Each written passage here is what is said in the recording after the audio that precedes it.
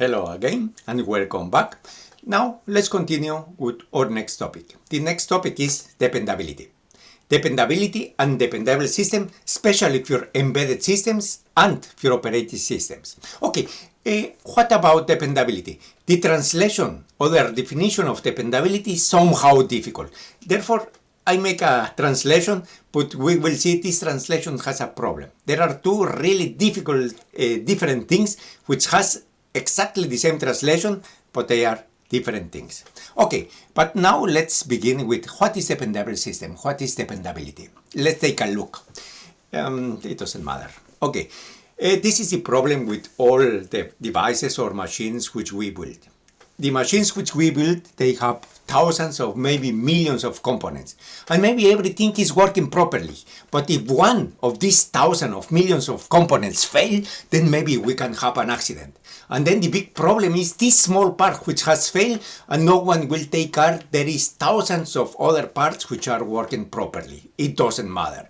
The only bad thing is this small part has failed. And exactly the same is what we can see in this cartoon, a very funny cartoon, but it's the reality. Let's take a look, a very long rope. Everything is right, but this small piece of the rope has broken. Therefore, therefore this alpinist has an accident and then he's complaining. Of course, the vendor has to say something. And what says the vendor? 45 meters of rope, all this. All okay. And you are finding fault with this little bit. Only this thing has a fault and you are complaining. Okay? And this is the problem. Everything is okay, but this small part has failed. Okay, but now let's define what is dependable system. I said before the definition is somehow difficult, therefore I'm going to make an intuitive, my own definition. And I will say a system is dependable if it works properly, it will work properly, and it will continue working properly all time. So, in other words, and any time when you need it, it will do what you expect. No more, no less. No accidents and nothing different. So, you can say, if it is dependable, I can trust it. And I think that is the best definition. A dependable system is a system which you can trust. Okay, there is no reason to worry. So when you are using this device, when you are flying this aeroplane or driving this car, no reason to worry. No, I am not afraid from an accident or a failure. I know it will do exactly what I want. Or the system does the right thing at the right time. In this example, she can trust him, so there is no reason to fear. She can let her fall down, and she knows he will catch me. There is no reason if you worry, everything will go okay. If it is not dependable, will be something like this. She thinks the system is dependable, she is trusting, and then she lets falling down, and then she will have an accident, injury, because the system was not dependable. It didn't do what was expected to do. Okay, dependability has 5 pillars. 5 pillars, or let's say columns. Okay, dependability has 5 components, 5 columns. The first one is safety. So when I am using this system, if it is safe, it will have no accident, no injury.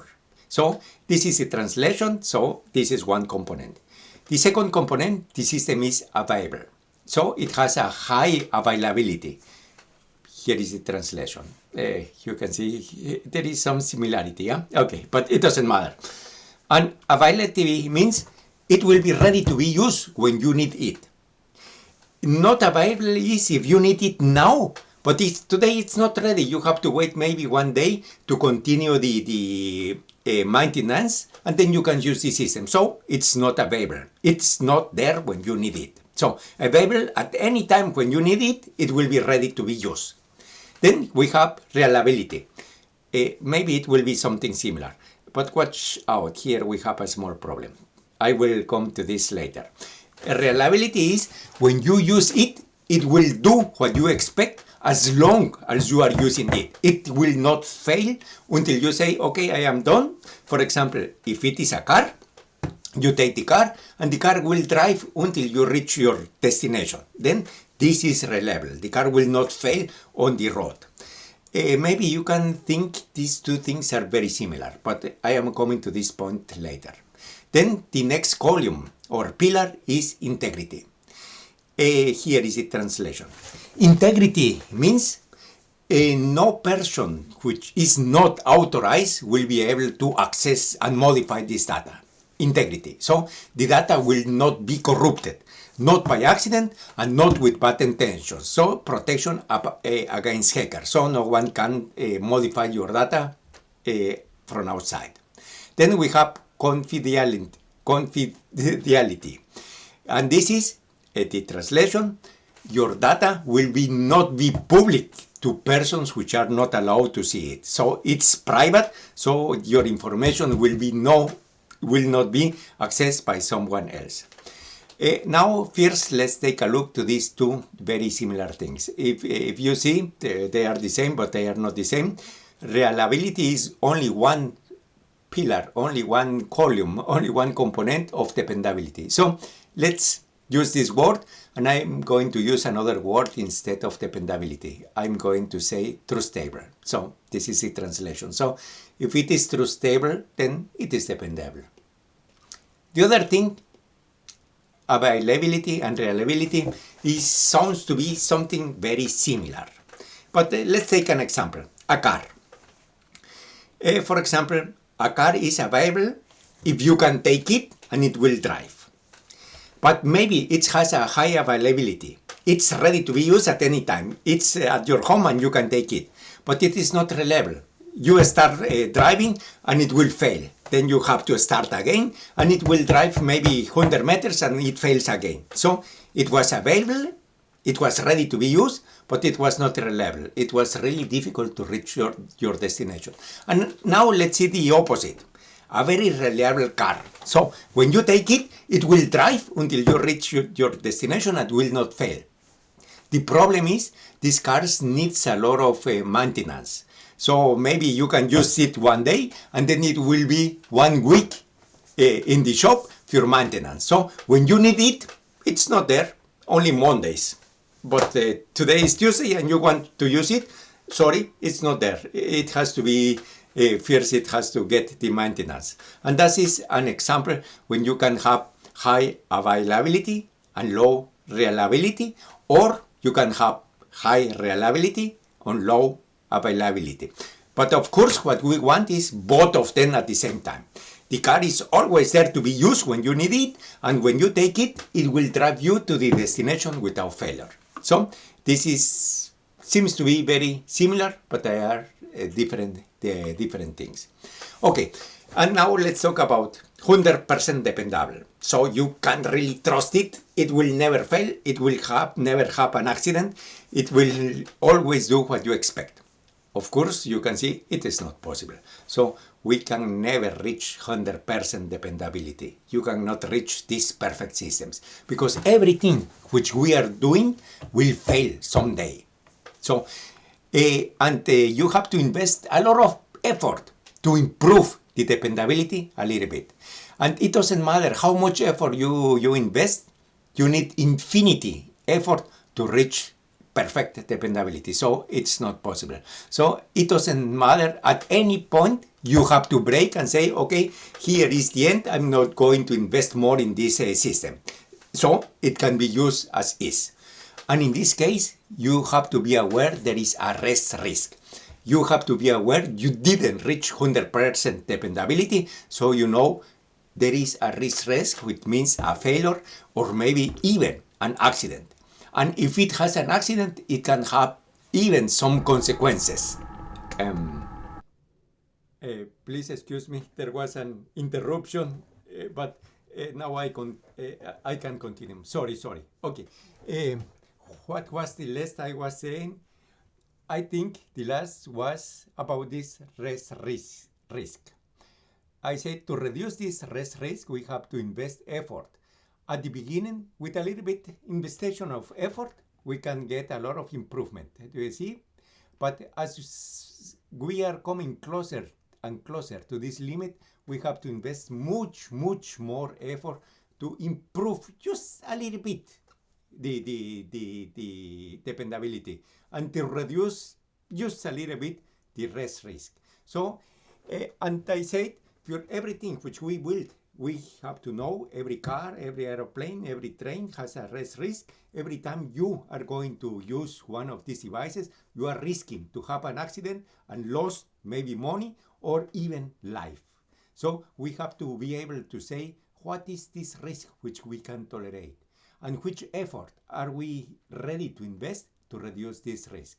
We have to take the decision, okay, I have very short effort, so I'm going to end here, and this is the rest risk. So everybody who is going to use this machine knows maybe it's going to fail and maybe you are going to have an accident. Or you invest much more money, much more time, much more effort, and you reduce this, and then you know, okay, if you are using this machine, the probability of failure of an accident or injure is maybe 10 to the power of -9, which is a very low risk. Okay, but we are going to continue talking about this risk, about the rest risk, and how to take this decision where to stop. But first, let's talk again about dependable systems. Some not totally dependable systems and really dependable systems. Okay, what is not really dependable? As I said, if it is not safe, it can be used, but it might have an accident. So if you use a machine which is not safe, for example, an electro machine with electro cables which are not good isolated, maybe the machine is going to work, but there is a very big danger. When you touch this, then you are dead. So this is not safe, even if the machine will perform some task. Or the other thing, not available. It's always off. It does nothing. It's safe because it's off. The power is not plugged, so you are not risking any accident, but you have nothing from this machine because it's not available. It does nothing. Okay, or it is not reliable. You can take it, it's ready to use, but it will break immediately. So you begin use this machine and it breaks, and then you say you give it back for maintenance. You get it back again, you try and fails again. This is not reliable.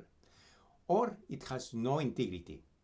My data may be modified by anyone. So you have your parameter, maybe your personal data, and anyone can come and change anything which he wants. Maybe the parameters, and then the machine is going to do something different, maybe even an accident. Okay, and it is not confidentially, so it means everybody can see your data. Your data is public. Maybe your personal data or medicine data from a hospital, everybody can take a look. And now what is the problem with the patient? So it will be the case if it is not confident. Or let's see the opposite. This is not. Let's say what is the case, only.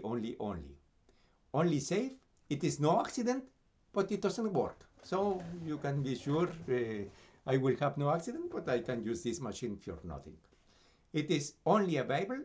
It can be used at any time, but it can be catastrophic. It can have an accident. So a car without brakes is ready. You can take it, but if you take it, you are going to have after 50 seconds an accident, and it can be catastrophic. Or it's only reliable. I have to wait until I can use it, but then it works. So maybe you have to wait 2 weeks, then you get it a few seconds, and for these few seconds it will work. Or only integrity. Data is safe, but it does nothing. So, or only confidential. No one can get the data. Maybe not even you. Maybe the data is already purged. So you can see if it is not, or it is only. Okay, but there is a combination of this. Only safe and not reliable, and so on. For example, let's see different cases where we can tolerate this partial dependability. Only dependable only in parts. Okay, for example, long life systems. This is systems, for example, spacecraft, which are going to be working for 20 years, multi-years mission, or systems in inaccessible locations where you cannot come to repair. So these systems need a long life. And if in this long life, it shall have something like fail slow. So it will lose performance. It shall not break at once. It's getting worse and worse, slower and slower, until at the end, after many years, it fails. It has to be robust. It has to be protected against environment, harsh environment, against corrosion, and so on. And the components has to have high reliability, so they shall work for a long time. Okay, the methods which we can use for this long life system is, for example, call redundancy, call replications, spares. So let's take an example of a computer. A computer is controlling the system. And if this computer fails, then you can turn off and turn the next on and continue working. In the meantime, turning on, off, and the next on, you have a time without operations. Let's say a suspension of the services, an interruption of service. But this is not what we are demanding.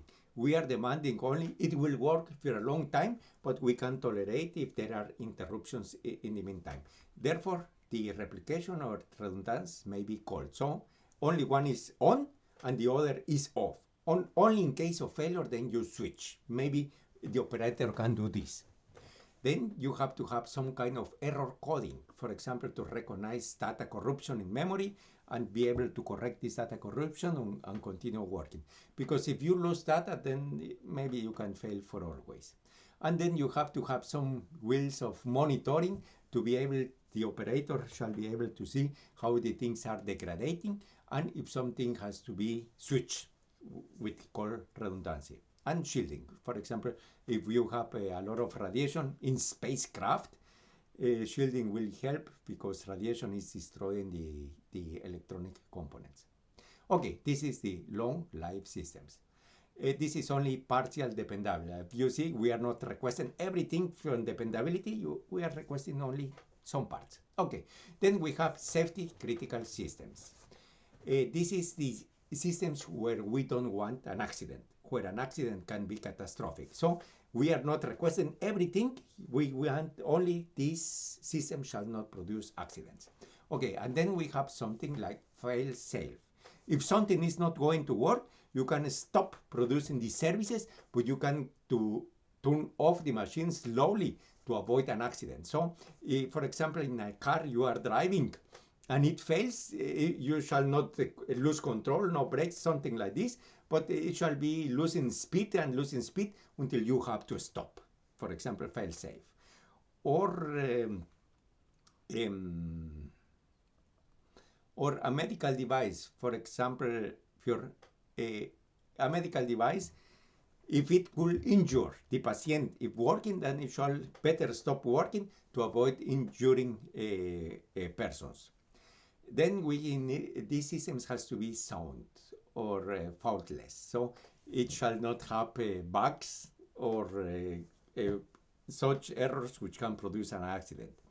And we need high integrity. It's important that no one from outside with bad intentions can come in the system and make some sabotage, change something to produce an accident. Examples of these safety critical systems are, for example, flight control computers. If we have a failure, then we can have an accident and lose a lot of life. So it's a very critical system. It has to be safety critical system. Or nuclear plants shut down. If something goes wrong, you have to turn on the nuclear plant before you have an accident. So you can stop the energy production, but you may not release radiation or melting the core of the atom reactor. Other medical monitoring. Okay, methods is hot replication, hot redundancy. Do you remember here we had cold redundancy? So we turn off and then the next on, and in between we have a period without service. Here we cannot have this. We cannot lose control. For example, the flight control or the drive by wire. If you are driving your car and you lose control with the steering, then you might have an accident and kill yourself or kill someone else. So you may not have an interruption of service. Therefore, we need hot redundancy. At least two computers or two sensors are doing exactly the same all time.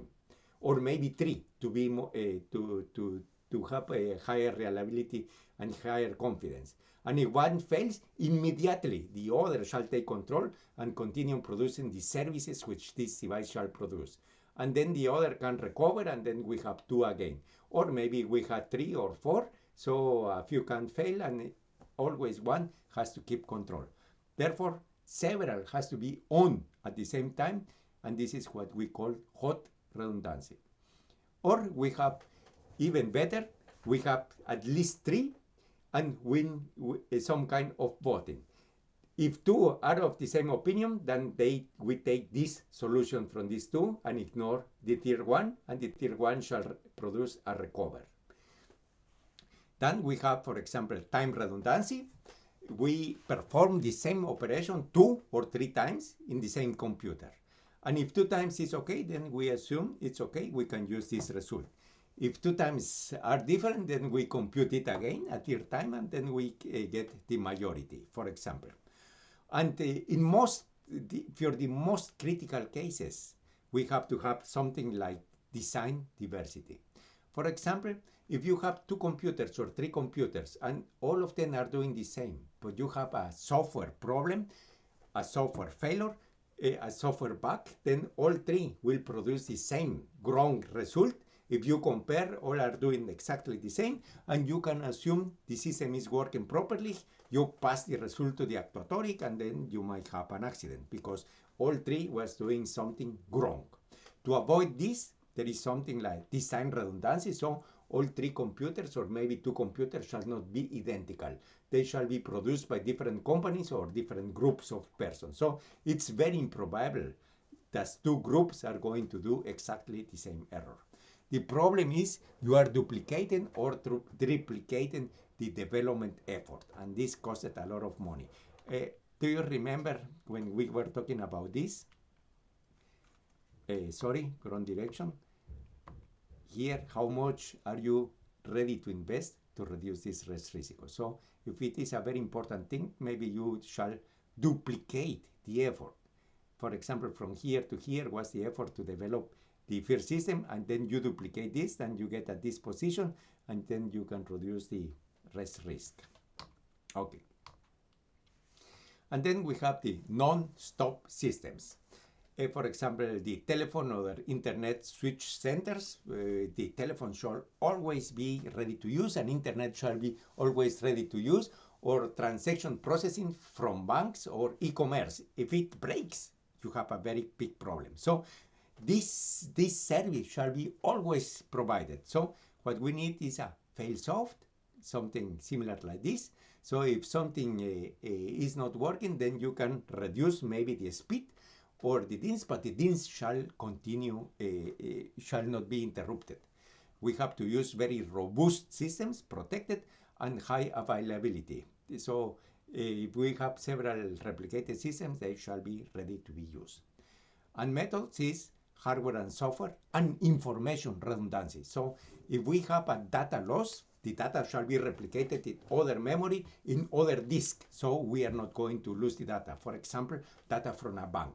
You cannot afford to say, okay, we have a disk failure. We don't know how much money every customer has, so we collect everything together. I'm sorry for the customers. It's not thinkable. So you cannot do that. So you have to have this data replicated in different disks, in different locations. So if something very bad occurs in one location, you have the same data several kilometers away, and you don't lose this information. So you have to have hardware and information or data redundancy.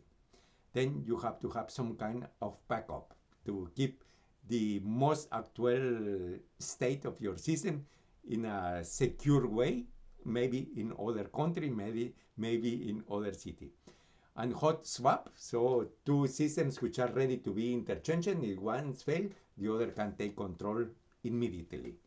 And some kind of recovery, some fails, then it will perform a recovery, the other keeps control, and then you come again, and then you have two systems working again. Okay, and now tasks for you. Please try to classify in these 3 areas: long life systems, safety critical system or non-stop system. For example, the company server. Your company has a server which manages all your data, all your emails, all your salary maybe, and tell me which kind of system shall it be. You can do it later. Or a desktop computer, your laptop on the desk. What is this? Or personal computer and mobile telephone. And then let's make another, the mobile telephone network. And then try to classify. Well, you can do it as homework. We are not going to do it together at this point. Let me see. Okay. Just a second, please. And now let's talk about risc and probability of failure. They are not the same. Be aware. Okay.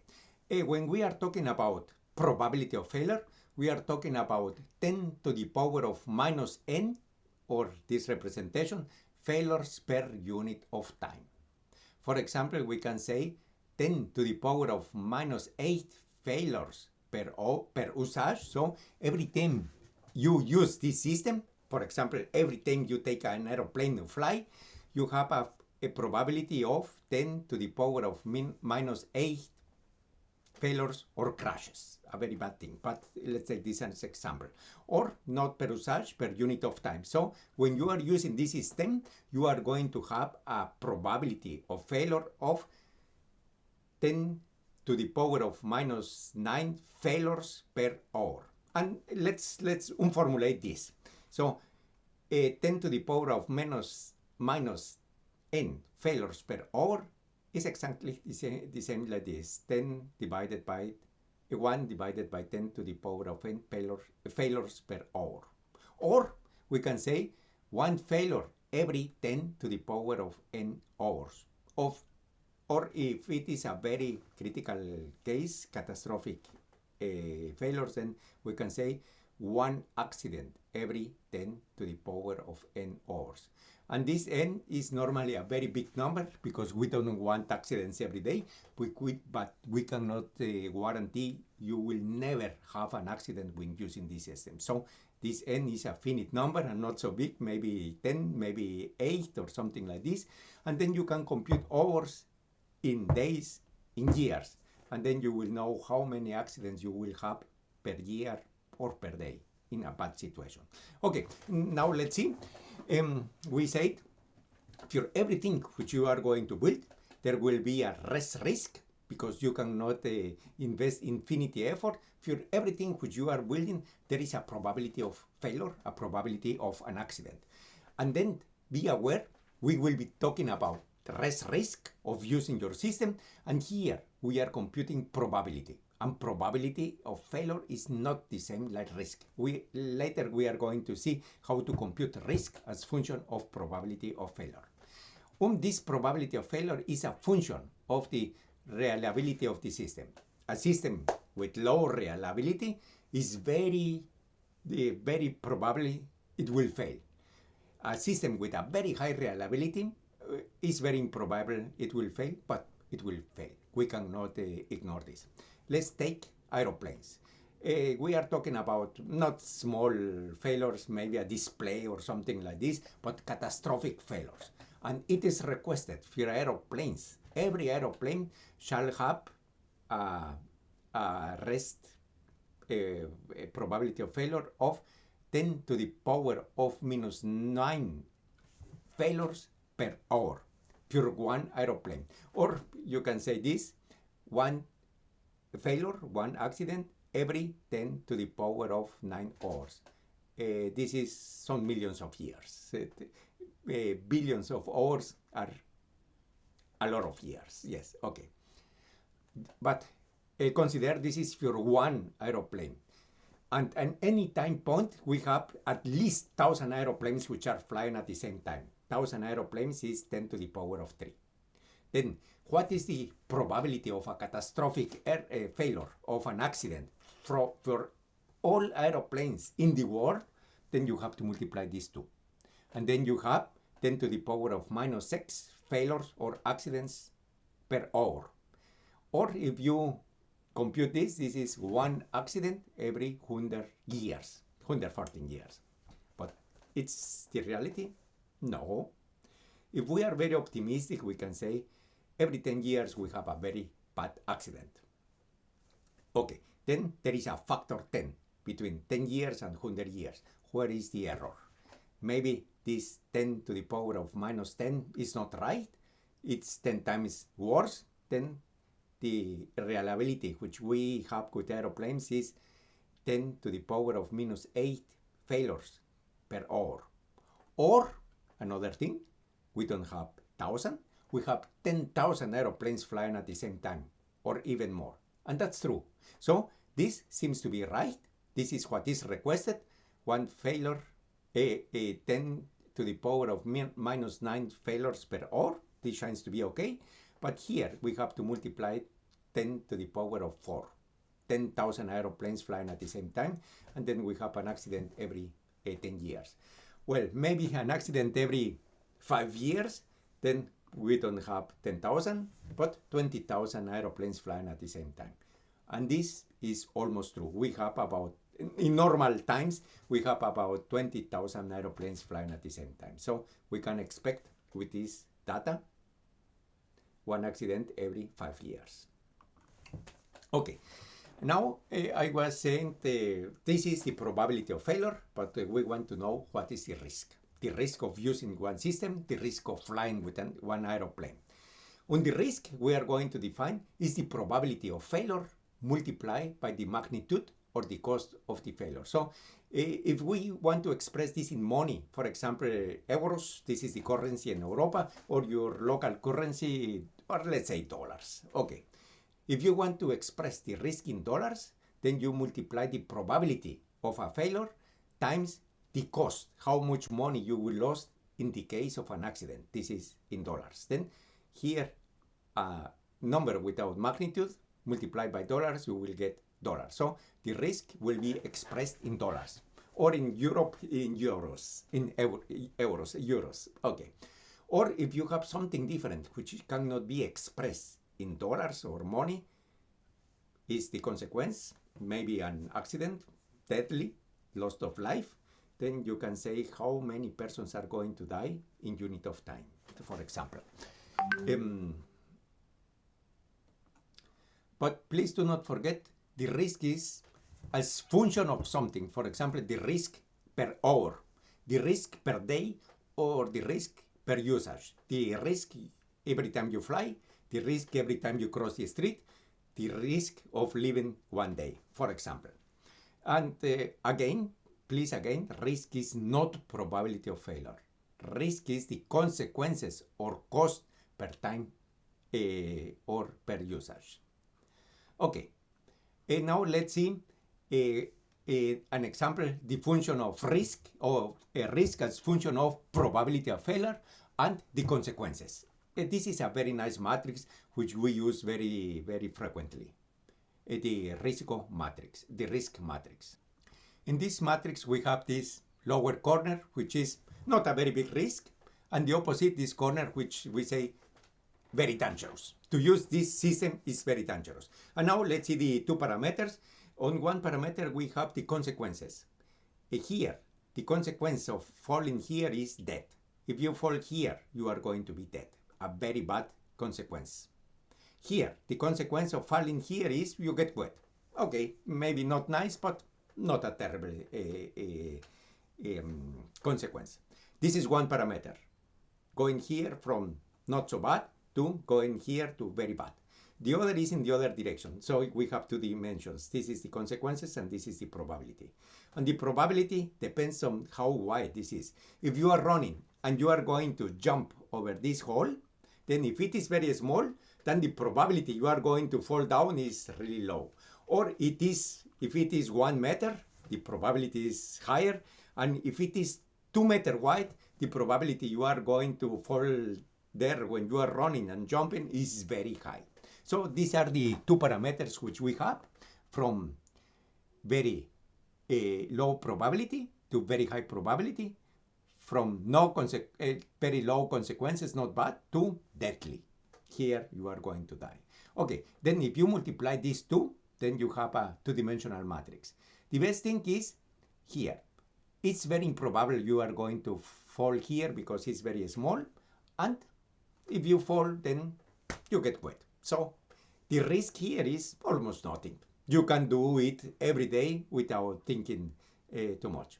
And now we are making this wider, then the probability you are going to fall is high. So the risk is higher, so the probability you are going to get wet if you do this gem tag is very high. So the risk of this game is high. Not high, but somehow higher. And here, let's say the probability is very small. It's a small hole, but if you fall, you are going to die. So it's not a nice game, but it's not so terrible because the probability is very low. And the opposite, a very terrible situation is it's very wide, it's 2 meters wide, and if you fall, you are going to die. So it's a very terrible situation. The risk of doing that is really high. Very probably you are not going to survive on this corner. So we make different colors. So green is no problem, we can take this risk every day.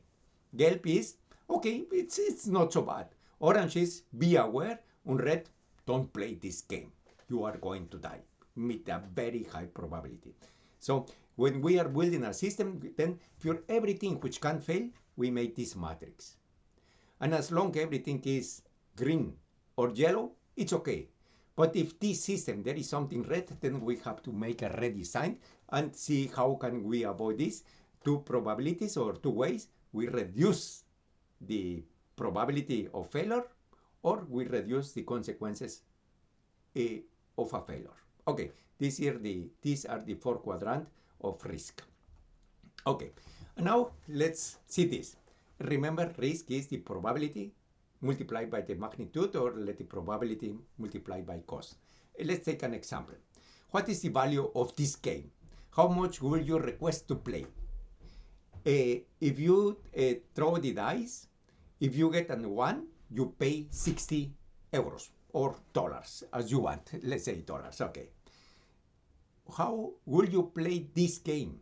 Remember, if you throw a 1, then you have to pay $60. Will you play this game if someone gives you $1? Maybe not. And if someone gives you $5, will you play? Or if you get $10, will you play? Or $20 or $100? Of course, if you get $100, and in worst case you have to pay $60, then of course you can play. Here, if you get only $1, but maybe you will have to pay $60, of course you are not going to play this. Okay, the risk, the value of this game is, the probability is 1 to 6 times the cost. The cost is 60. So the price of this game is $10. This is exactly what cost if you shall play this. And this is the risk. That is the game of the insurance companies. That is the typical game. They have to consider what is the probability of the accident, and if this occurs, how much do I have to pay? And according to this function, they compute how much do you have to pay to have this insurance. That is the game from the insurance. For example, let's take this again, this quadrant, the matrix. The insurance companies use a similar matrix. So there are from a very cheap house to a very expensive house. Of course, if you want to, okay, for example, if you want to insure this house, you will have to pay much more than if you want to insure this house. The police will be much higher because here is not so expensive. This is very expensive. The other parameter is how high is the probability of damage. If you are in a very peaceful region, then the probability is very low. You don't have to pay too much for this insurance. But if you are, for example, in a war region, so it's very dangerous, it will be damaged, then the insurance will be much more expensive. The worst case is you have such a house in a war region and then you want an insurance for this, then it will be really expensive. And the best case is you have a very cheap house and in a very peaceful region, then the probability that something occurs is low, the insurance rate will be low. Okay, now this is the matrix. This is this dimension from a peaceful region to a war region, and this is the other dimension from a very cheap house to a very expensive house.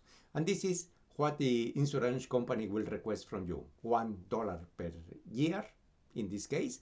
Here maybe $10 per year, here 100. And when we are coming to this corner, such a house, in such a situation, it shall be very expensive, or the insurance company says, no, we don't sell a policy for this house in this region because it's too expensive.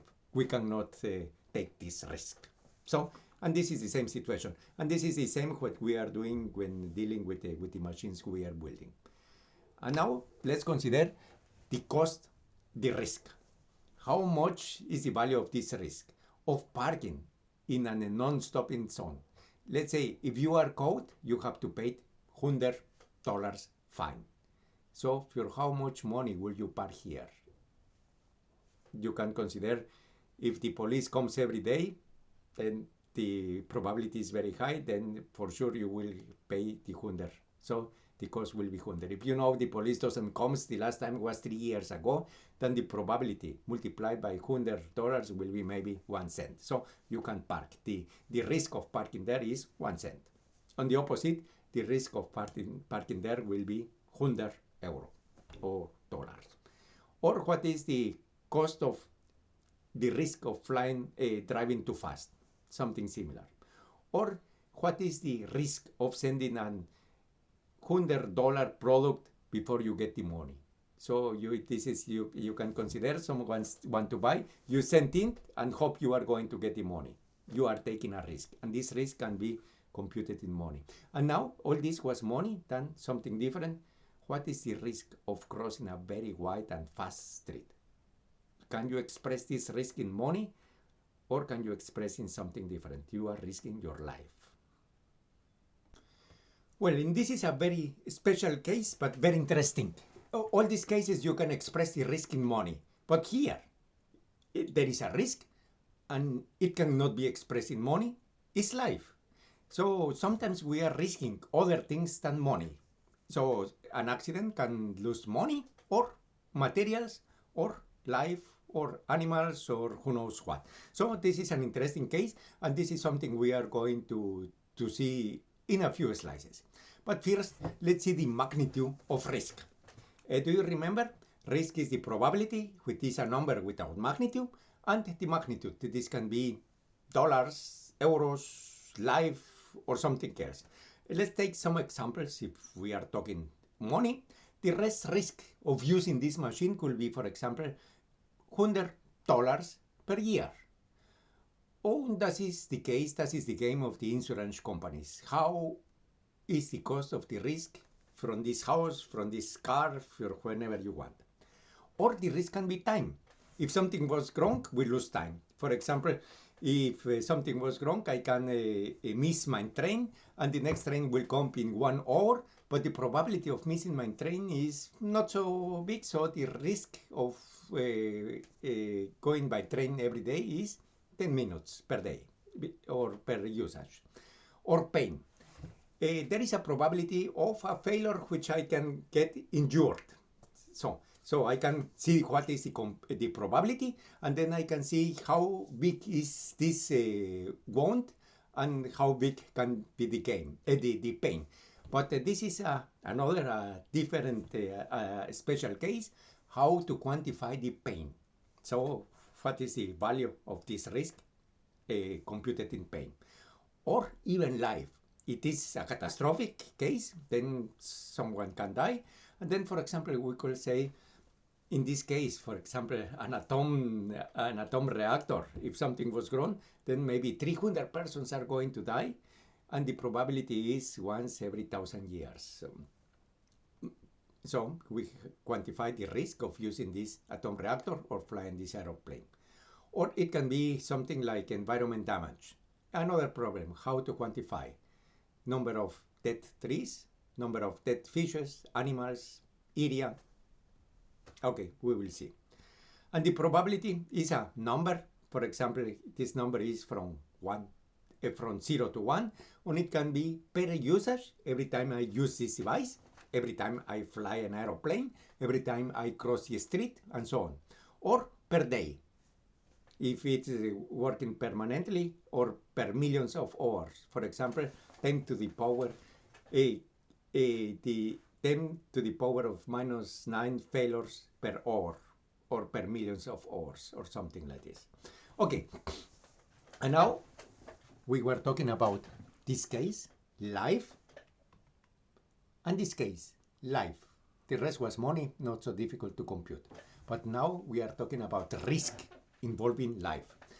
Okay, for example, if you are developing a machine, and this machine can injure people and even kill people, for example, an aeroplane, a car, or any machine like this, so the risk or the probability of failure can be expressed in a catastrophic and an accident.